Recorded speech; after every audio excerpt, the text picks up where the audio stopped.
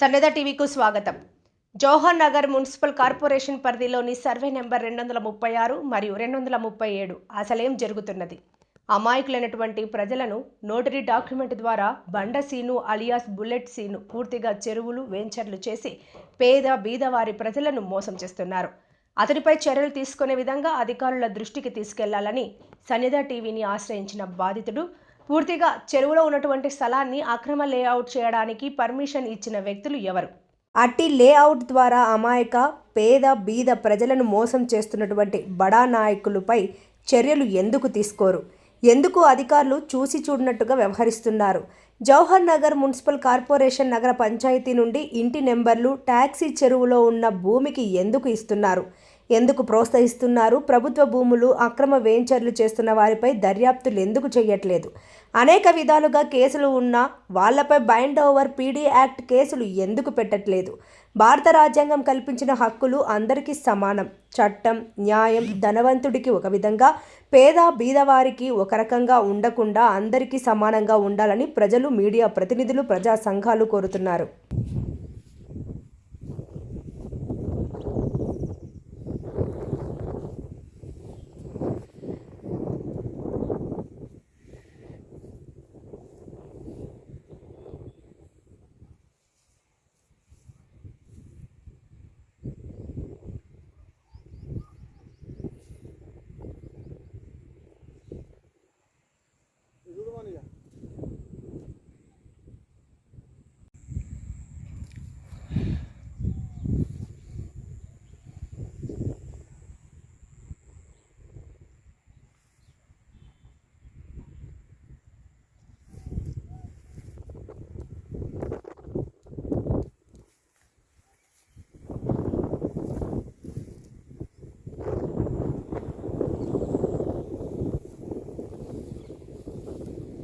అయ్యా నమస్కారము. నా పేరు దామోదరాచారి. శ్రీకాంత్ నా కొడుకుకు మాయా మాటలు చెప్పి 2 ప్లాట్లు బండసీన్ అనే వ్యక్తి అమ్మిండు. ప్లాట్లు ఎక్కడ ఉన్నాయంటే సీదా చెరువు దగ్గర చూపెట్టి, చెరువు దగ్గర నుంచి మాన్యువల్ నుంచి రోడ్ అంట.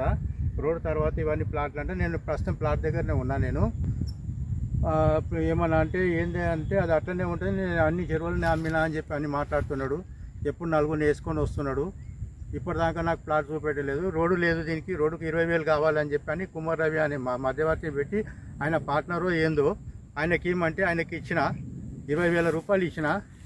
ఇంట్లో రోడే లేదు, రోడ్డుకి 20,000 తీసుకున్నాక ఇచ్చిన తర్వాత ఏం చేసారు, నీ చెరువులనే ఉన్నాయి, నీ పోయినాయి, ఇక నేను దానికి నేనేం చేస్తాను, చేతుల్లో పెట్టేసేసి ఫైళ్ళను రౌడీలను ఎట్టేసుకొని తిరుగు. అరే నువ్వు ఎక్కువ మాట్లాడితే కుటుంబాన్ని లేపేస్తా, నువ్వు ఎక్కడ పోయినా నన్ను ఎవడు పీకలేడు, నువ్వు ఎక్కడ పోతావో పో అని చెప్పి అని ధమ్కీలు ఇస్తున్నాడు. రౌడీలతో భయం పట్టిస్తున్నాడు.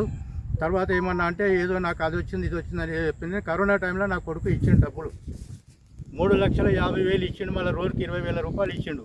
తర్వాత ఈయన ఏం చేసిండు, నోటీలా రాసి ఇచ్చిండు. లేదా నేనున్నా కదా నమ్మకంతోనే నోటీ చేసి ఇచ్చిండు. ఇదంతా సార్ నాకు న్యాయం. నేను అప్పుల బాధ, నా కుమారుడు మొన్ననే గతించిండు. మొన్నలా ఈయనకి అన్ని బాధలు చెప్పినా కానీ మొత్తము నిమ్మక నీరు ఎత్తినట్టు చేస్తున్నా. నన్ను ఎవడే పీకలు. ఆయన దగ్గర ఉన్న అనుచరులు కూడా ఏమంటున్నారంటే, ఆయన ఇయ్యడు, మొండోడు, నీ పైసలు పల్లిపడడానికి అయిపోయినాయి, మళ్ళీ నువ్వు ఆటంకాలు వచ్చినావు అనుకో బాగుండదని చెప్పి అని ధమ్కీలు ఇస్తున్నాడు. ఇప్పుడు కూడా ఆయన వెంబడే ఉంటున్నారు. ఈ నలుగురు 6 మంది అట్లా వేసుకొని తిరుగుతూ ఉన్నాడు. నాకు ప్రాణభయం ఉన్నది, నా కుటుంబానికి ప్రాణభయం ఉన్నది. తర్వాత నాకు న్యాయం చేయాలి.